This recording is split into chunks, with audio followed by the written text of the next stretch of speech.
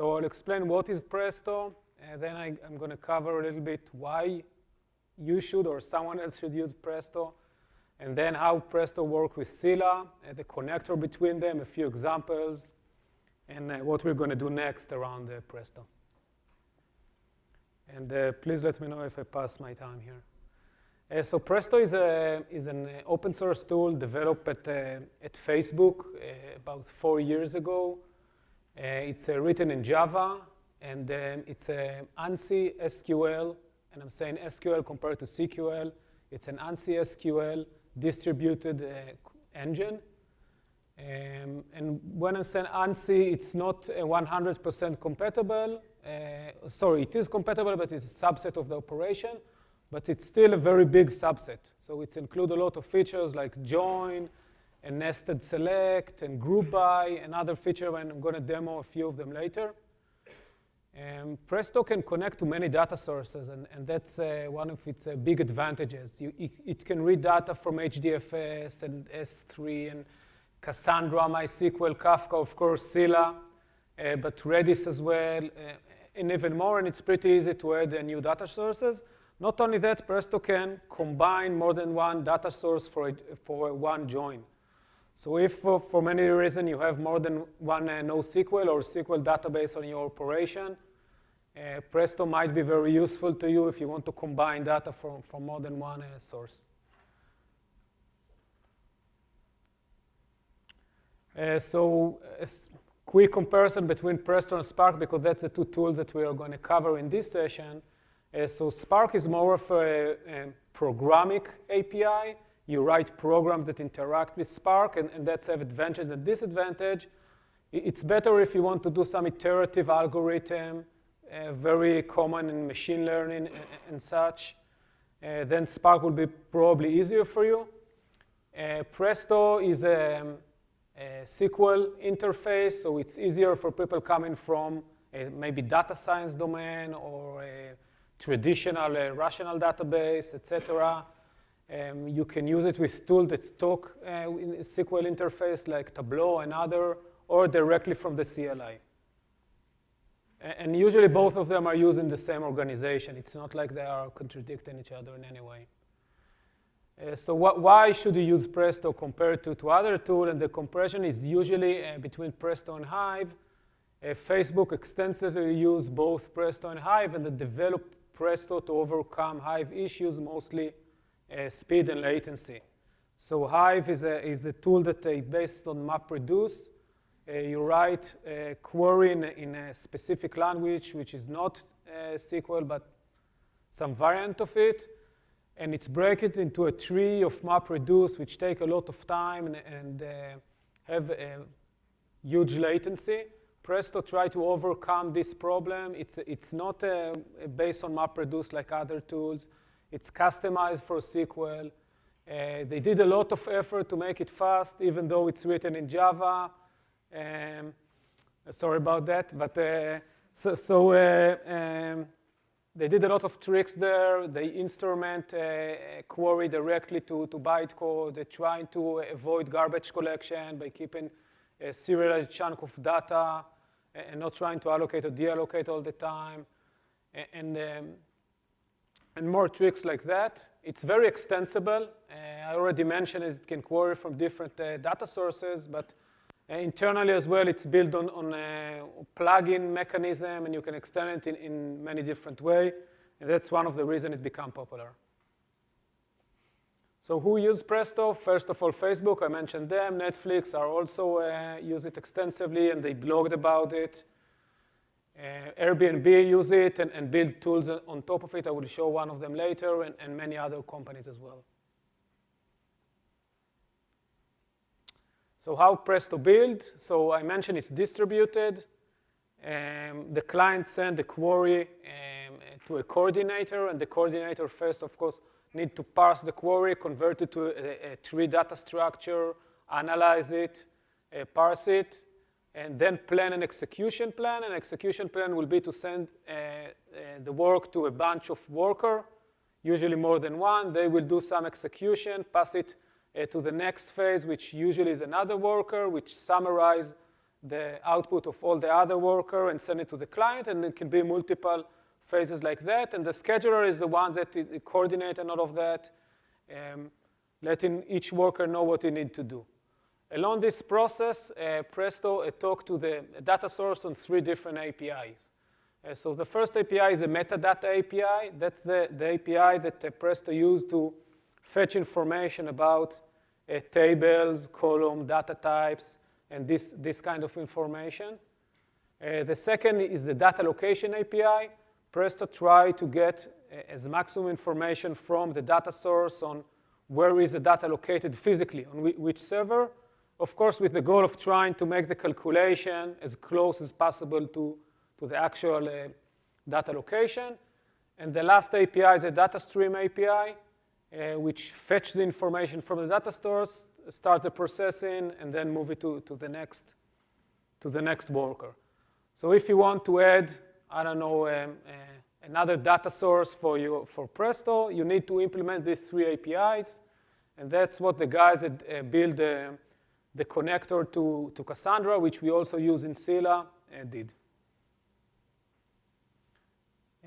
So for the Cassandra connector, these 3 API are used: the data stream API, the data location API, the metadata API.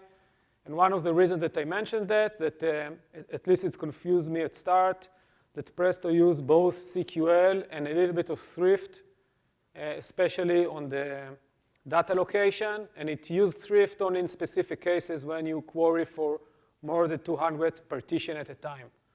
So when I started to play around with Presto and test it with Scylla, I started with very simple data set, and everything just worked, and I was very happy, and I tweet about it. Yay, it's working, out of the box, very nice.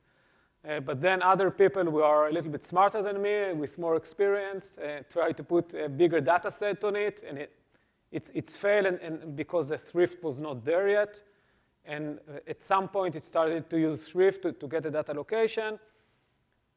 So I immediately delete everything I say about Presto, and I waited for release 1.3, when thrift was officially released with Scylla, as it is right now. So it does work with, once the thrift was introduced, Presto and Scylla do work together, and I will show a few examples.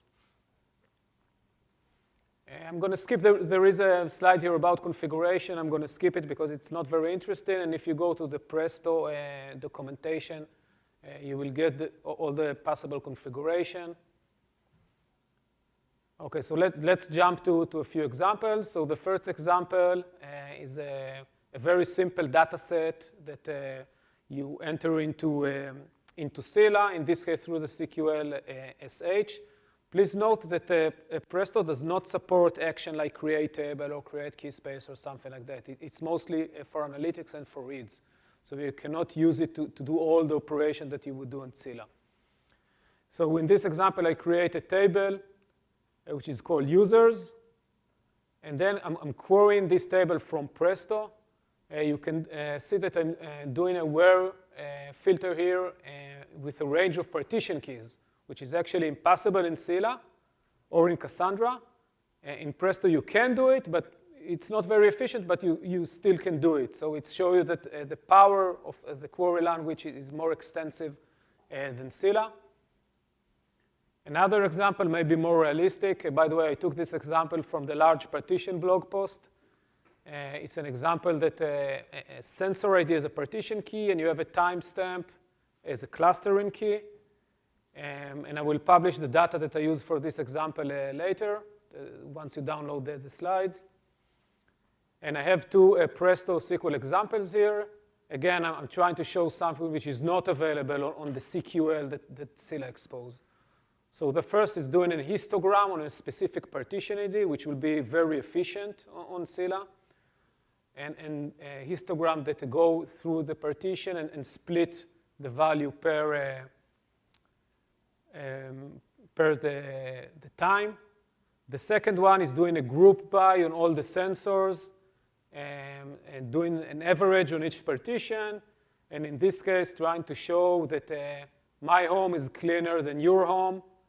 assuming that I understand what the data here and the lower number is indeed cleaner. This example is an example of a join. In this case, it's a join of two tables in Scylla. As I mentioned, you can also do a join between a table in Scylla and a table in MySQL, for example. But for simplicity, I only include that. And as you can see, you can do a join. By the way, if you work with the Presto for some time now, one of the big improvements that they put in Presto in the last few months or so, it's a join between two big tables. So joining a small table and a big table work fine from early version of Presto, but doing a join between two large tables was not as good, and it was greatly improved in latest versions. Of course, this is a toy example, so it's not a lot of data, but still show you the power of Presto that you can do join between tables, which of course is not available out of the box in Scylla. If you want to try this example yourself, I created a Docker image which couple both Presto and Scylla together. And if you Google for it, Scylla and Presto, you will find it in Docker Hub. You can just download it, run the SQL/sh, run the Presto SQL, and do these examples. A few examples from the extensive SQL support that Presto have. So it's have a lot of mathematical function that you can use, a lot of aggregation function that you can use, which is much richer than what Scylla provides, at least for now. So I show a few examples here. I already show a histogram, but there is a lot of approximation function, which are very powerful, that you can also use. And it's very efficient because using the right approximation, you don't have to query all the data. You can query a subset of it and do the calculation with control error. Working directly from the CLI is not for everyone. Some people, from some reason, like to use all kind of fancy UI, which color and highlight the syntax and such.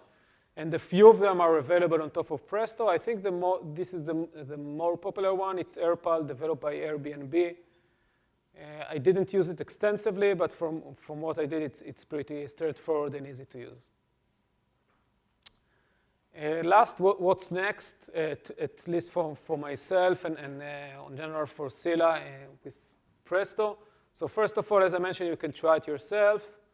We want to do a more extensive performance testing on top of Presto, compare it to Cassandra, and compare it maybe to other databases. The fact that Presto can work with many databases make it easier to compare Scylla, for example, to HBase.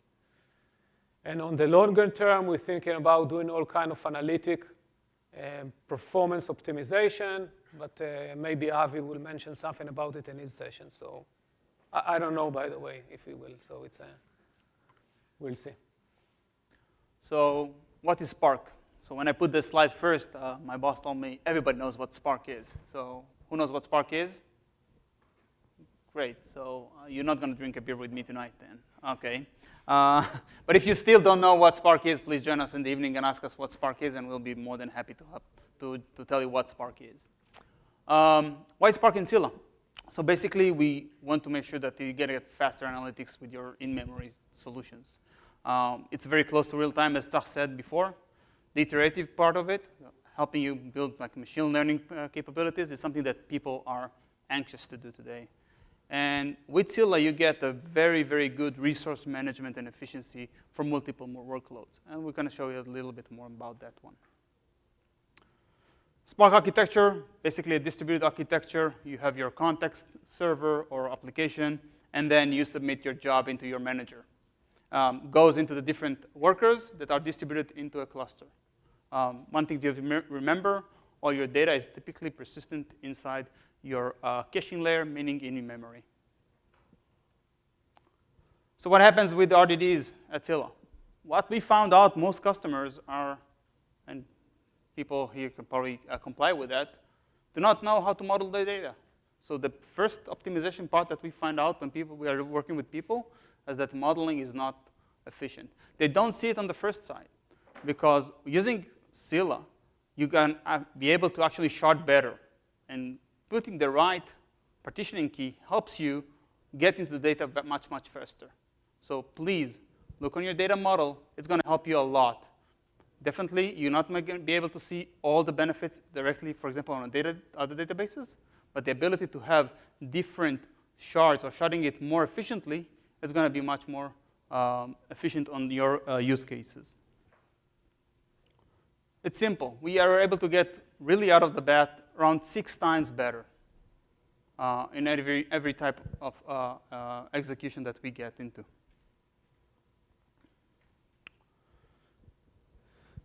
I know I had some discussion with some of my previous colleagues here, how to install Scylla and Spark. People tell me separate the clusters. So one cluster is going to be only Scylla, and the other one is going to be Scylla plus Spark. We find out that you can actually fine-tune Scylla to help you with your Spark workload on the same data set. So you don't have to transfer data over the wire, which is a very costly problem in many cases. If you want the multi-data centers, it can be very costly to your customers. However, bear in mind that you are putting 2 very intensive applications into one setting. Scylla will help you to do that more efficiently. And the reason is that we can actually tune and decide how many cores or how many memory we want to actually use from your system, leaving the rest of it for your Spark solution.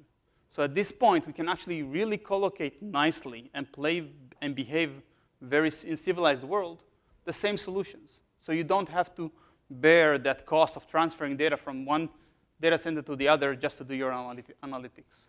And that's a very powerful capability that you can use today.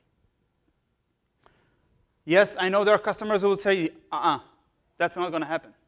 I want a dedicated cluster for every setting that I want.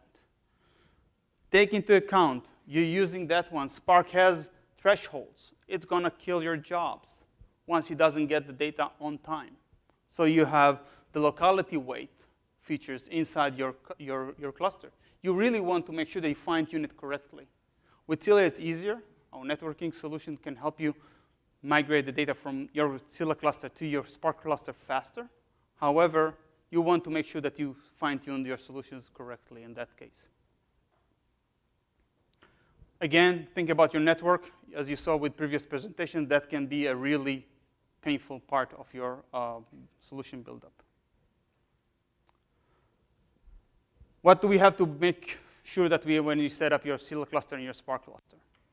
Take a look on the release settings. Everybody is here, we are engineers, most of us, and we just want to deploy the things and we never read the documentation, right? It works, great, let's go in. But it's not the case here. Take a look at it, understand exactly how you can tune your system on your Scylla cluster. Make sure that you set up the right CPU sets. You make sure you have the right settings in terms of our ability to parallelize your workload.